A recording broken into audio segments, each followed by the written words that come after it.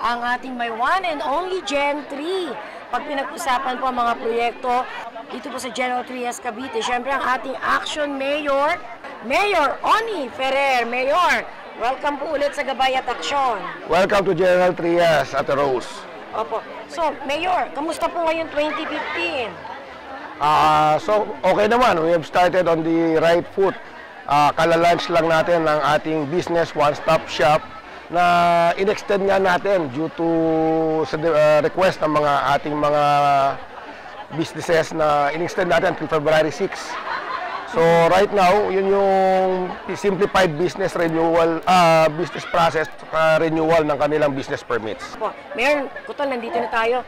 Ang General Trias Cavite po, meron po tayong citizen charter, no? Yes.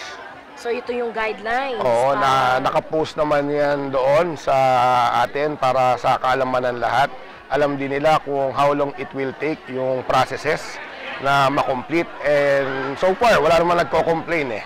So, ibig sabihin nun, nako-comply namin yung aming charter. Okay. So, Mayor, na-reach po natin yung target. Yung target po. So, ano ba sasabi mo yung collection next year sa in terms of income? Po natin? Yes, oo. We have exceeded. Walang nawala, walang... May savings pa nga eh. Laki na savings natin. We've exceeded our collection target by all 25 million pesos.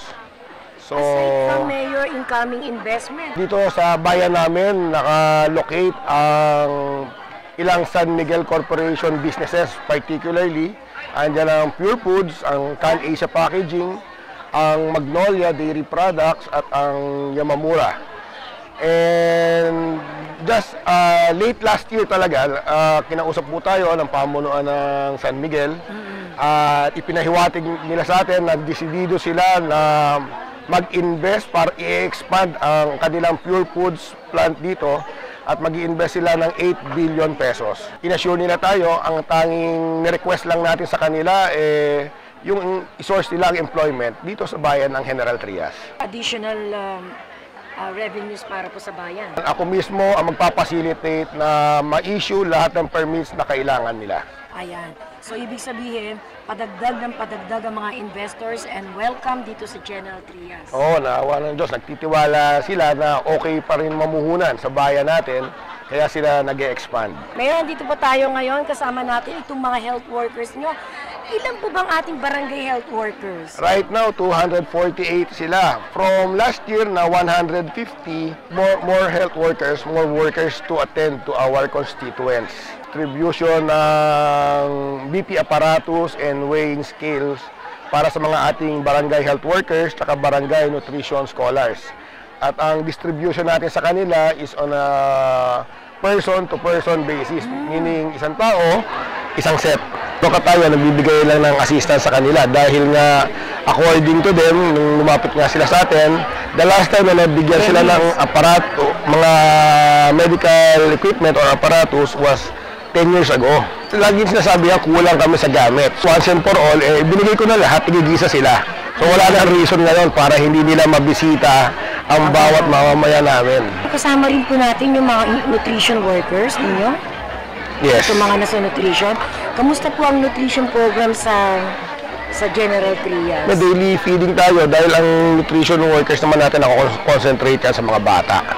Yung mga, alam natin kung ilan ang malnourished, meron tayong feeding program for them at ang barangay nutrition scholars ang nag-handle ng project na yan. Samantalahin ko na po, yung sinasabi niyo dati 15 million. Hindi. Nagkakaroon kami savings before 50 billion, tapos bago namin infra. Yung administration ni Mayor Oni, dahil magaling at maimis nga po sa pondo, ngayon ho ay umabot na humit kumulang 400 million na po ang savings po ng bayan ng General Trias. Tunay na kahanga-hanga. Magaling ang,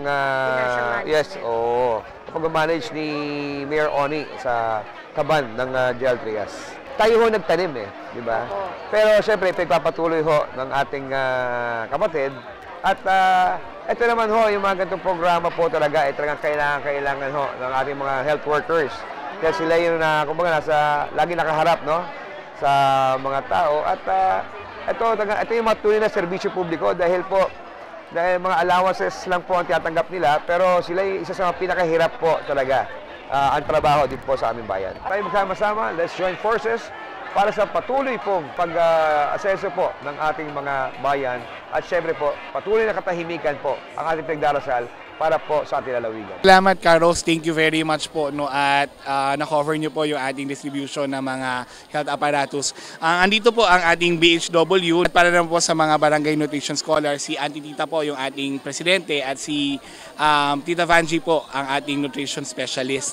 Sila po ang ating mga katuwang sa pagbababa po ng mga programang pangkalusugan at pangnutrisyon sa bawat barangay. Napakaswerte nga po ng mga health workers ng General Trias at very supported po ang ating sangguni ang bayan, ang ating Committee on Health na si Konsehal Kirby Salazar at si Mayor Oni Ferrer po. Si Congressman John Ferrer po. Finally, nakuha rin namin yung mga request po namin sa tulong po siyempre ng aming mahal na mayor na si Oni Ferrer po and of course sa masipag naming konsehal. Nagpapasalamat po ako ng maraming sa aming mahal na mayor, Mayor Oni Ferrer at ganun din po sa pinakamasipag na konsehal ng bayan, si Konsehal Kirby Salazar.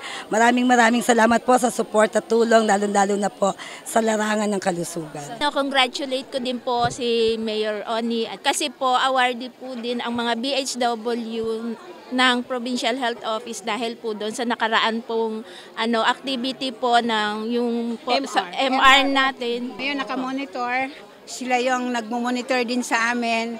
Kami ang gumagabay sa kanila para malaman kung sino pa talagang nangangailangan ng injection ng measles rubella. 2015 cityhood.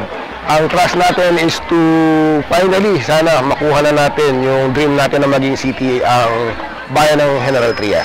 Ako personally, wala akong plano magtaas ng taxes. Sabi ko nga, kung hanggat ako ang mayor, kahit hindi ko itaas ang okay lang sa akin.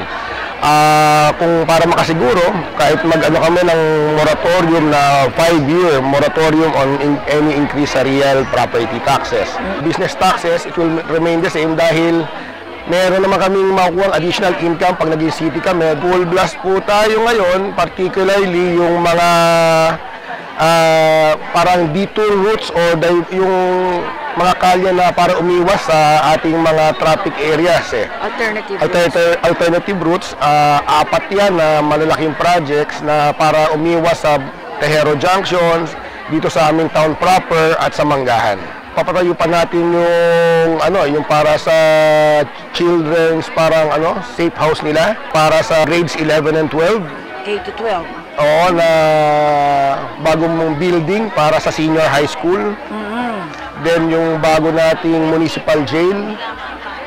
Plus meron tayong papatayong leisure park para sa mga senior citizens. Nakakasana ang allocation yan for bidding ang mga projects na yan. Ang ongoing palang project natin ngayon, yung improvement pa ng ating sports park kung saan magkakaroon na kami ng grandstand tsaka additional covered court within the sports park para yung mga sports activity hindi na sila kailangan palipat-lipat sa amin from Oval, lilipat sila sa ibang sports facility ng General Trias. Sa ating mga kababayan, kami po pamunuan natin ng lokal na pamahalaan ng General Trias ay hindi po natigil sa pag-iisip ng paraan kung paano pa namin mapabubuti ang paghahatid ng mga serbisyo publiko para sa inyo.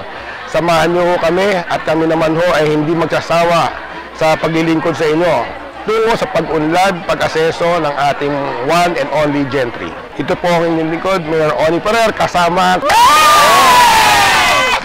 ko na sila lahat sa paglilingkod sa ating bayan. Ng my one and only Gentry, the General Trias Cavite, Mayor Oni Ferrer.